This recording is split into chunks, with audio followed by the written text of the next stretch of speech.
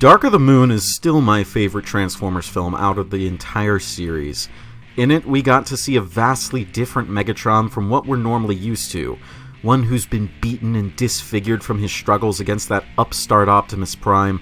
One who's just a shell of his former self. One who simply wants to see his home thrive once again. And one who would do anything to make that dream a reality. I really think that had more time been given to exploring these motivations and the effects his death, resurrection, and mutilation affected him, Dark of the Moon Megatron could have been one of the best villains the franchise had ever seen. Now, does the hot new toy of him live up to expectations? Well, I might need a little help. Welcome to Kit Katastrophe. My name is Kit, and today I'm joined by Mav Station, and we'll be taking a look at Transformers Studio Series Leader Class Megatron. This figure was released in 2019 as part of Wave 2 of the Leader assortment, and represents Megatron's appearance in the 2011 film Transformers Dark of the Moon.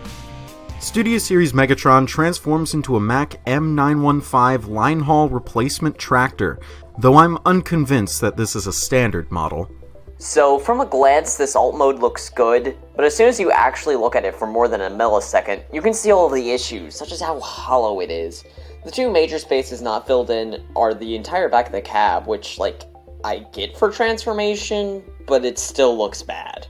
However, what doesn't have the excuse of transformation is the front of the tanker, which just has a hole in it for no reason whatsoever. Another issue is the exposed thighs, which they don't even try bothering to hide or blend into this mode at all. Even painting them silver would have made it slightly better. Then on my copy, the back wheels roll about as well as a Rubik's Cube. And this is more so an issue with the transformation, but the arm panels are super finicky trying to get to this point. And even without all these issues, it just looks super panelly to an egregious extent. There is a bit more, but this is Kit's channel, so I'll let him have the rest. Yeah, this is pretty bad. Despite Megatron's impressive length and leader class weight, he is one hollow piece of shit. Not only is it horrible to look at because of all the gaps and the hollowness, but the color scheme is more bland than a plain tortilla and flatter than Florida. There's tons of sculpted detail, like a whole bunch of chains alongside the sides of the trailer, and a fucking cow skull at the back, but none of it is picked out with any paint.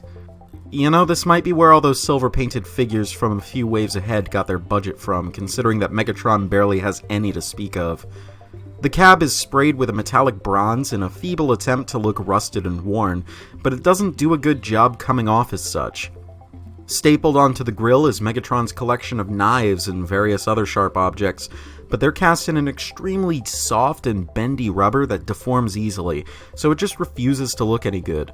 As for other issues, the top of the trailer doesn't want to close whatsoever on my copy, but this can be fixed by covering it up with the included cloak and sealing it up with the rubber chains, ropes, I can't tell. This barely looks any better and is mostly just to keep all of Megatron's items on his person. Luckily, this is the figure at its worst, but to improve it, you have to walk through the valley of shit first. You know, I'm really impressed by how much bullshit the designers at Hasbro were able to engineer on a leader class budget, wouldn't you agree? The arms are a right bitch to get loose from their connecting points, and they're so packed into the truck that they're tough to get out regardless.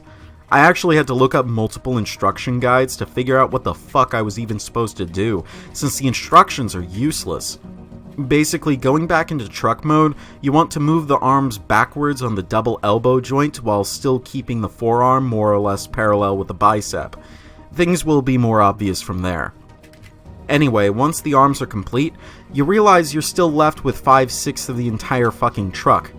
This figure attempts to be like his cool classmate Revenge of the Fallen Optimus Prime by integrating nearly the entire length of the truck into the legs, though Megatron doesn't really execute it with any of the same sense of vision or competence that Optimus did.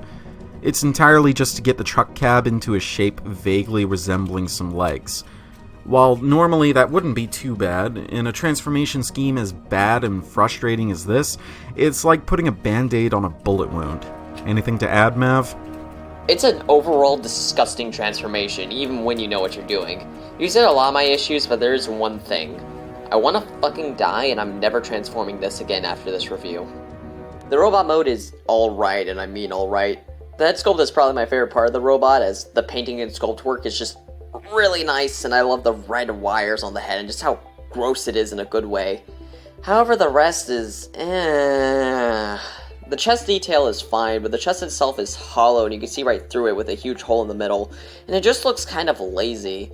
Also, it doesn't even peg in, so it's just more of a hassle than anything else. I'm also not too fond of the kibble management, as I prefer robot modes with kibble, but not to this extent. The shoulders are fine, but the arms are just these planks of nothing, and normally I could just live with this and it be a minor flaw like on SS38. However, it doesn't help that the legs are just a clump of car bits. It's just gross overall. I wish the issues end there, but it doesn't, as the waist doesn't plug in at all, and this comes into poseability, but the backwards leg clearance is just awful. I don't mind the bronze paint, but it doesn't really look like rust, and it makes the truck mode look much worse. Ignoring the accessories, I don't have much else to say on it. Following in Blackout's footsteps, Studio Series Megatron comes with a topical minifigure, Igor. This mutated spawn of a Constructicon is cast in gunmetal, and his grotesque asymmetrical face is picked out in a gleaming metallic green with beady red eyes. He has ball joints at both shoulders, and his legs bend at a unified swivel joint. Igor features holes on the bottoms of his feet that allow him to perch on Megatron's hunched back. Okay, Kit, you're ignoring the greatest Studio Series figure of all time. Igor is the peak of engineering. He doesn't need articulation, because articulation is for virgin figures. Look at the paint. Only 2 colors, but that's all he needs, as he's fucking perfect. His arms have so much detail that you would think they're functional. His legs, God, they're perfect. Only 1 point of articulation, but that's all he needs. Because he's a Giga Chad and he doesn't need any more. And that face sculpt. Oh, that face sculpt. You feel the pathos. You feel the... Shut the fuck up. But... Shut the fuck up. Well, fine. Don't let me write my greatest review ever. Thank God. Anyway, as for some cosmetic items, you can equip some rubbery chains that clip onto Megatron's backpack. They don't add much to the visual appeal of the figure, but they do help keep his chest plate in place. Now, no version of Dark of the Moon Megatron would be complete without a cloak, and this figure comes with one that isn't cut from the same cloth as the original figure's rubbery plastic. That is to say, it's actually cut from cloth. It features a large hole to slip Megatron's shoulder through so that it hugs tighter to his body, but it doesn't really do a good job of that regardless. The poncho likes to ride up onto Megatron's face no matter what you do. It's not a great fit, so once you do manage to get it sitting right, don't fuck with it. Finally, Megatron comes with his trusty shotgun, which he's only able to wield in his right hand. As a left-handed shooter myself, I'm disappointed, especially considering that in his right hand, all of the shotgun's unsightly gaps are visible, and hardly any of the gorgeous silver paint is showing. Having gaps showing on the quote-unquote outward side of a weapon is one of my pet peeves. You are expecting Katastrophe, but it's me, the unfunny man. Anyway, let's get on with poseability, starting with the ball-jointed head, which can't really look side to side that far. It's very limited, but it can look up really far, like, look at that.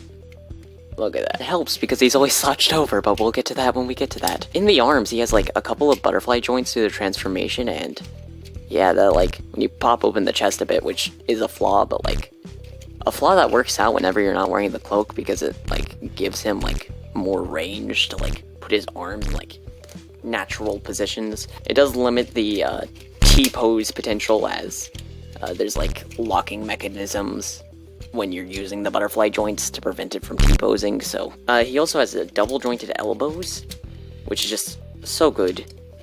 And this lower half of the elbow has a swivel. His hands are very interesting as they are asymmetrical, so this hand only goes up and down where these are on, like, separate things, which is just weird to me. It doesn't really add anything poseability-wise, honestly. Like, unless you do something subtle like this. But, like, it just looks off in, like, anything else, like, aside from, like, subtle poses, as, look at this, or even this. It doesn't add anything, really. Speaking of not adding anything, the upper legs. They cannot go back at all, because when you go back, you break the sculpt. You can go forward, but it's not that far. He does have, like, everything below, though, has decent poseability. We'll talk about these in a second. He has a 90-degree bend in the knee, and he has another ratchet joint here. The issue is, this cannot balance that. With the panel chunks, they, 1, don't stay together, and 2, throw off the balance. It was trying to be like this neat transformation technique, but it hinders articulation. Especially since these front panels don't like staying in place. And there's also toe joints, which do absolutely nothing, so, you know, that's great. So overall, his poseability is fine, but it's just like, certain things hamper it from being good, and as you can tell, I'm having trouble standing him properly, to show how middling everything is about this. Studio Series Megatron is a fucking waste of space. Literally every aspect of this figure is compromised at best, and completely horrible at worst. His vehicle mode is extremely hollow to the point of ludicrousness, and his transformation is clumsy, uninspired, and antithetical to any sense of fun you might expect from this figure. The accessories are fine, though the cloak is kind of infuriating to use. However, with how stilted and immobile the robot mode is, you're not going to be getting much use out of them. This is a figure that should be avoided no matter what. Studio Series Megatron easily gets catastrophic. Anything to add, Mav? I feel a bit less harsh on the figure. Only a bit, though, as his vehicle mode is just disappointing, as a Voyager-class triple changer from 3 years ago has a better tanker truck alt mode. The transformation is a mess, and the robot mode is the only half-decent thing on this figure, and even calling it half-decent is a stretch. I personally give it the rank of ignore, as at least it has some decent poseability even if the lower half is hampered to all hell, and Igor is an instant pro. Speaking of which, Igor gets the rank of galactic. If you liked this video or otherwise found it helpful or informative, then please subscribe for more reviews like this in the future, and don't forget to subscribe to Mav Station as well. This has been Katastrophe. And this has been Mav Station, and I'm signing out. Transform and roll out.